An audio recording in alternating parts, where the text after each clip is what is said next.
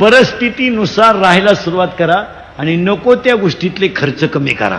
शेतकऱ्यावर कर्जाची वेळ काय येते याची उत्तरं सापडा. कारण शेतीला पाया पडून सांगतो, मी स्वतः शेतकरी आहे चांगला. शेतकऱ्याने साईड बिझनेस केला पाहिजे, काही का होईना.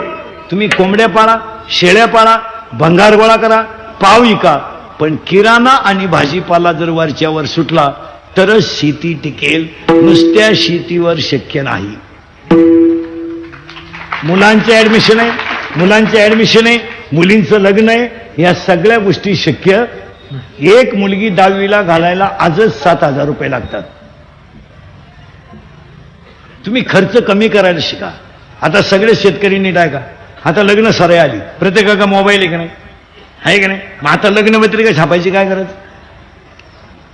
1 मिनिटात उभ्या महाराष्ट्राला कळलं ना तुझ्या घरी कवा तमाशा आहे.